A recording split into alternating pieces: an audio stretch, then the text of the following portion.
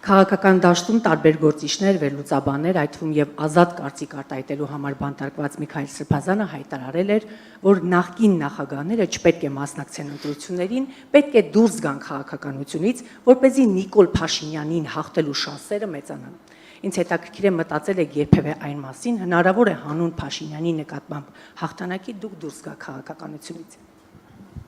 Իսկ ձեր ազնական կարծիք ոնց է Միքայել Սրբազանից մի քիչ բան անենք։ Հետարքիր։ Իրավունք չունեք ասելու, չէ, դուք ուղղակի բանը, ասենց պասը տալիս եք Միքայել Սրբազանին, դրա համար հայտարարել է պարոն նախագահ։ Այդ թվում նաև բազմաթիվ քաղաքական գործիչներ, դրա համար հողում եմ անում իրենց եւ ինձ հետաքրքիր է ձեր կարծիքը։ Դուք sense մի կողմ եք քաշում, համոզված եմ, որ դուք Լավը փաստերի հետ է։ Եղավ, լավ, նայեք։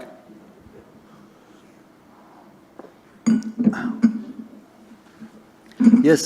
ուրիշ նախագահների անունից իրավունք չունեմ խոսալու եւ չեմ ուզում խոսալ։ Հիմա ինչ վերաբերում է կոնկրետ ինձ։ Կարծում եմ 21 թվականի ընտրությունները ցույց տվեցին, որ ես ունեմ ինչ որ չափի ազդեցություն եւ ինչ որ մի զանգվածի, որի չափի մասին չեմ ուզում խոսալ, կոնսոլիդացման հնարավորություն։ Հիմա պատկերացրեք 21 թվականին ես չմասնակցեի։ Ունենք օրինակը 18 թվականի ընտրությունների դեկտեմբերին։ Հիշում եք։ Մի հատ նայեք ինչ արդյունքներ է եղել։ Եվ ավելի լավ խորհրդարան մենք ունեինք, թե ավելի վատ։ Բավարար է իմ մասնակցության ձայները, ոչ բավարար չի։ Կուզենայինք, որ եւս այլ ուժեր ստեղծվեն, որոնց հետ համագործակցությունը կբերի իրավիճակի փոփոխություն։ Այո,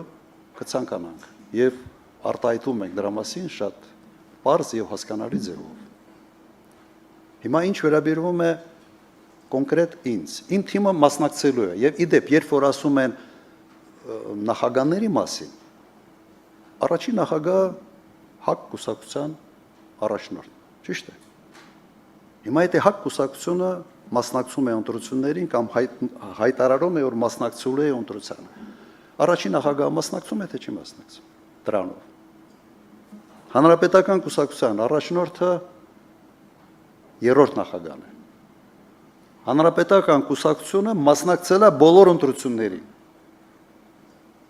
Հիմա կուսակցության մասնակցությունը նշանակում է առաջնորդի մասնակցություն, թե չի նշանակում։ Իհարկե, ոչ մեկը չգիտի այդ դեմքի մասին, հա,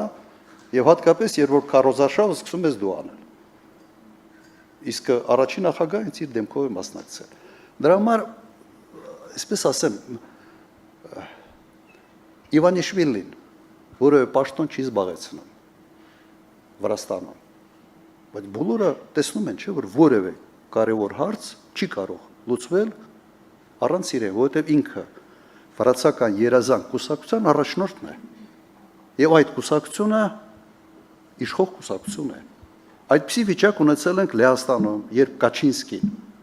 որևէ պաշտոն չզբաղեցնելով եղել է իշխող կուսակցության ղեկավարը։